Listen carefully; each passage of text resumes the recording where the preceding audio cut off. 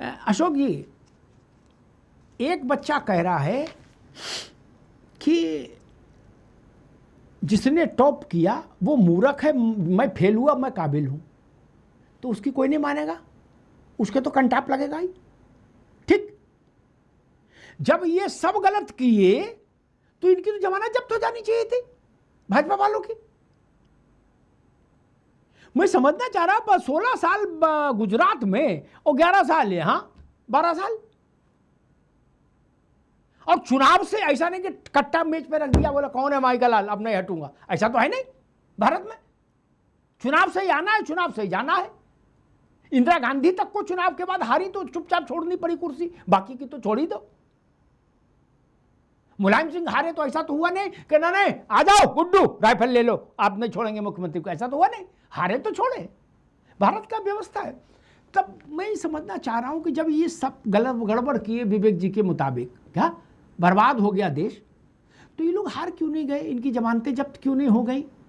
विधानसभाओं में, लोकसभा में ये पहले दो जैसी स्थिति में क्यों नहीं पहुंच गए? और आप लोग सब अच्छा कर रहे हो कांग्रेस वाले, तो वो नैनो पार्टिकल्स में तब्दील हुई जा रही है। अशोक जी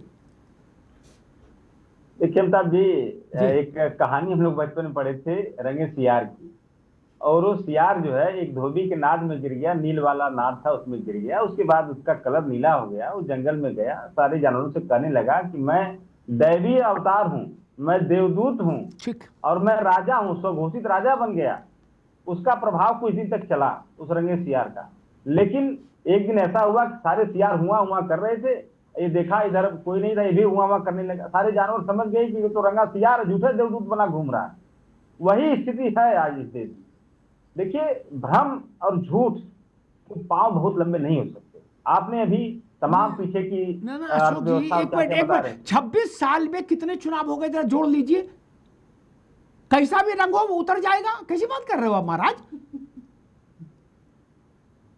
कैसा भी रंग हो, हर साल में चौमासा आता है। क्या सियार और क्या सियार के चाचा? आप ऐसा क्यों नहीं कर पाए भाई? अखिलेश यादव में क्या कमी थी, वो क्यों नहीं ऐसा कर पाए? उनकी सीटें आई 47, आई ना? सरकार में रहते हुए चुनाव में गए, सीटें आई 47। कांग्रेस के उत्तर प्रदेश में वोट बचा 2%। आप लोग क्यों नहीं कर लिए? मुलायम सिंह 15 साल क्यों नहीं शासन कर लिए? 26 साल क्यों नहीं कर लिए? क्या उनको समझ नहीं थी?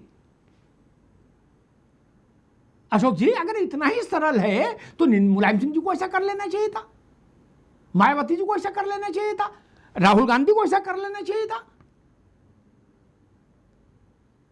अशोक जी मैं बोलूं, देखिए जी, हर व्यक्ति के पास क्षमता नहीं होती है।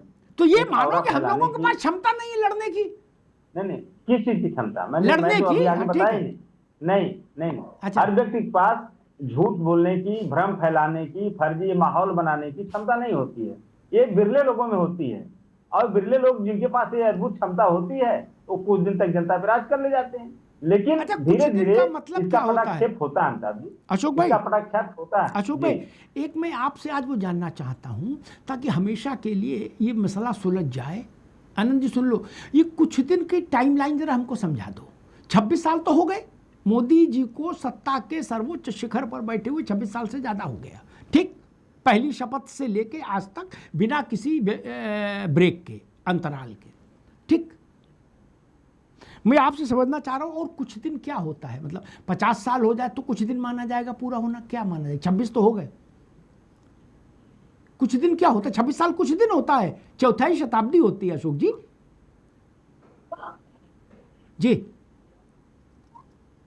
अमिताभ जी, देखिए जी, गुजरात की बात तो मैं नहीं कर रहा हूं, लेकिन हिंदुस्तान की शासन पर, सत्ता पर, हिंदुस्तान की देश की शासन सत्ता पर आज स्थिति यह है कि पिछले लोकसभा चुनाव में 3,27,000 वोट कम हुए कि नहीं हुए? ये क्या था? ये प्रभाव बढ़ना कहेंगे या प्रभाव घटना कहेंगे? काफी जैसी जगह पर जहां उनको मां गंगा ने बुलाया था, ये 3,27,000 वोट कम हो गए भाई साहब। तो राहुल गांधी प्रधानमंत्री बन गए, तो राहुल जी प्रधानमंत्री बन जाएंगे इससे? मान लीजिए मोदी जी 1 वोट से जीते, रुक जाओ, 1 वोट से बनारस से जीते, तो राहुल गांधी शपथ ले लेंगे? नहीं ना यार, गंभीर बात करो अशोक भाई, आप तो योग्य व्यक्ति नहीं, हो। मैं गंभीर इस बात को कोई मतलब है? बात ही कर रहा हूं। नहीं, बिल्कुल, जवाहरलाल, देखिए एक सेकंड, अमिताभ जी, जवाहरलाल जी का मार्जिन घटा तो जवाहरलाल छोटे नेता हो गए। इंदिरा गांधी का मार्जिन एक रहा क्या? नहीं ना। पॉलिटिकल जीवन में आप कभी हार नहीं रहे, यही बहुत बड़ा है। इंदिरा गांधी जैसे लोग ये नियम नहीं बना पाए, पालन कर पाए, हारना पड़ा। ऐसा तो नहीं हो कि मोदी ने पर्चा भरा और हरा दिया आपने, नहीं ना। इसलिए इस बात को भी ध्यान हमको रखना चाहिए। उतनी ही बात ठीक है जितनी निभ जाए अशोक भाई, नहीं। मैं देश के बड़े बड़े नेताओं के अंग और सुन लो, आजमगढ़ से नेताजी मुश्किल से जीते थे मेरे ख्याल 80,000 1 लाख से, क्या? और सुन लो, फिर मैं आपसे पूछूंगा नेताजी छोटे नेता हैं थे क्या? और आप अगर उस पर जवाब दे देंगे तो मैं सैल्यूट करूंगा। मैनपुरी से, मेरे स्मरण में सब रहता अशोक भाई, मैनपुरी से मायावती के साथ अलायंस, और केवल अलायंस नहीं, मायावती पूरे प्रदेश में जहां 10 जगह गई उनमें से एक मैनपुरी मुलायम सिंह के लिए वोट मांगने मायावती गई। उसके बाद मुश्किल से नेताजी 90,000 से जीते लोकसभा में। अशोक जी, उनका तो मार्जिन बिल्कुल सिमट के जमीन पे आ गया था। तो हम घोषित कर दें कि मुलायम सिंह छोटे नेता थे? अशोक जी देखिए अमिताभ जी, जी, अभी आपने देखा होगा 2014 और आज की स्थिति, 11-12 साल हुआ, जिस स्थिति में सरकार, जिस औरा, जिस ठसक, जिस आत्मविश्वास के साथ सरकार चल रही थी, कहीं न कहीं उस आत्मविश्वास, उस ठसक, उस घमंड में ड्रेस्टिक रूप से गिरावट आई है। आप जंतर मंतर के आंदोलन पे क्या कर रहे थे लोग? कछुआ, छिपकली, काकरोच, ये सब कहा जा रहा था ना। और राजनाथ सिंह जी क्या करते? ये सरकार कांग्रेस की सरकार नहीं, यहाँ इस्तीफा नहीं होते, और सरकार को मजबूर होकर घुटने पे गिरना पड़ा और धर्मेंद्र प्रधान गए। और आज जो देश का जेनजी है, जिसकी संख्या 36 से 40 करोड़ के लगभग है, वह जेनजी क्या कर रहा है मोदी जी के लिए, क्या कर रहा है मोदी सरकार के लिए? ये इस थर्मामीटर को कोई नहीं फील कर पा रहा है। आप तो वो सीनियर जर्नलिस्ट हैं, इस थर्मामीटर को आपको फील करना चाहिए। इस देश का जेनजी, जेन अल्फा मोदी जी के लिए, उनकी सरकार के लिए क्या फील कर रहा है, क्या एक्सप्रेशन दे रहा है, इस बात से अगर भाजपा को फर्क नहीं पड़ रहा है, ठीक है, अभी रुकना होगा। मुश्किल यही है, हमारे यहाँ सब अपने अपने रंग का चश्मा लगाते हैं। मोतियाबिंद हो जाए लेकिन चश्मा नहीं बदलेंगे। झारखंड में भी जेन जी आंदोलन कर रहा है, वो तो मोदी की तारीफ कर रहा है, वो तो हेमंत सोरेन को गाली दे रहा है, कांग्रेसियों को गाली दे रहा है, कह रहा कहाँ है राहुल गांधी। जब पंजाब में जैन जी अरविंद केजरीवाल की इस्तेसी कर रहा है, गाली गलौज कर रहा है उनसे, 5 का सिक्का 10 का नोट, वहां नारा लग रहा है पंजाब में। नीम का पत्ता कड़वा है, वहां नारा लग रहा है पंजाब में। अब उसका क्या करोगे? उसका हिसाब नहीं रखोगे अशोक भैया? उसका भी तो हिसाब रखना पड़ेगा।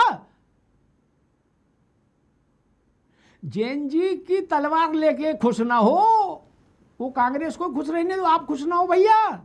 वो दुधारी तलवार है, साबुत कोई नहीं बचेगा, ये जान लो। इसलिए खुश नहीं हो कि ये अनंत अमित फंस गए, ना जी ना। नारे वही हैं, नाम बदलना गालियों में। क्या क्या करोगे? झारखंड में 20-22 दिन से तो बच्चे धुआंधार आप ही लोगों को गाली दे रहे हैं कि भाई आप ही लोगों ने हमको मरवा दिया। और राहुल गांधी यहां रचनात्मकता कर रहे, झारखंड में हुआते तो कुछ चेहरा उज्जवल होता। बोले मैंने टेलीफोन कर दिया हेमंत सोरेन को। गजब बात है यार।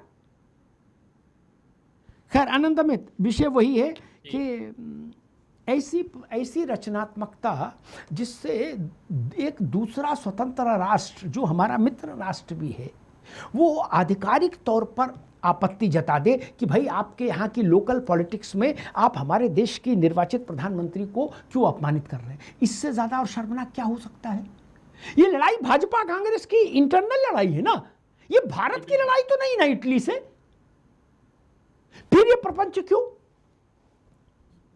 निश्चित तौर पे दुनिया में जहां पे माननीय मोदी जी विगत 12 वर्षों में अपने देश का नाम जिस तरीके से आगे बढ़ा, दुनिया में भारत का डंका बज रहा है। लेकिन कल जिस तरीके से किसी दूसरे राष्ट्र के नेता के लिए जो शब्दों का प्रयोग किया गया मंच पे, सार्वजनिक मंच पे, इसकी कितनी भी भर्त्सना की जाए भैया जी बहुत कम है। और देश के लोग भी इस बात को समझ रहे हैं। अभी सपा और कांग्रेस के मित्र कह रहे थे, कांग्रेस के मित्र भैया जी 8 पॉइंट बता नहीं पाए कि इन्होंने, हमारी सरकार ने क्या 8 नहीं बता पाए, लेकिन मैं इनको 1 पॉइंट बता के ये बता सकता हूं कि विगत 12 वर्षों में हमारी सरकार ने और माननीय मोदी जी के नेतृत्व में देश ने किस तरीके से आगे बढ़े। 14 में हम सरकार में आते हैं भैया जी, उस समय भारत की अर्थव्यवस्था जो थी 2 ट्रिलियन की थी, आज 3.9 ट्रिलियन की व्यवस्था है, लगभग 4 ट्रिलियन के आसपास है। और अर्थव्यवस्था में 10 में से 11वें नंबर पर थे, आज हम चौथे से तीसरे नंबर पे आने की स्थिति में है। में है कि नहीं आप? यस, हाँ नहीं बताइए। विदेशी देश मुद्रा की तरक्की का पैमाना 8 कोर सेक्टर होते हैं अमित जी। भारत में अमित जी 707 थोड़ा ये छोड़िए, थोड़ा अध्ययन करके बताइए, पूछ के बताइएगा आपने ऊपर सबसे कि आज देश के जो 8 कोर सेक्टर होते हैं जो देश की तरक्की का पैमाना माने जाते हैं पूरी दुनिया में, आज वो कोर सेक्टर जेएनजी भी समझ रहा है, कभी देश का जेएनजी झारखंड बुला रहा है। जी ये गुणगान बंद करिए, ये गुणगान से नहीं काम होने वाला है। देखिए आप पहले 8 कोर सेक्टर कहाँ जा रहे हैं, आप ये नहीं देख रहे हैं। आज आपने झांसे वाला काम किया, यूपीआई को आपने कहा धोबी को 2 पैसे, चाय वाले को पैसे दो, आज इसीलिए करवाया आपने, अब उस पर टैक्स लगा दिया। ये सब झांसे वाले काम आप करने वाले लोग हैं। आप कहते हैं 12 सालों में आपने 120 झांसे दिए जनता को, 120 झांसे, कहिए गिनवाऊं आपको, आप नंबर भेजिए। ठीक है, मैं रोकूंगा दोनों। अब ये तो अंताक्षरी होने लगती भाई, ये जवाबी कीर्तन नहीं है।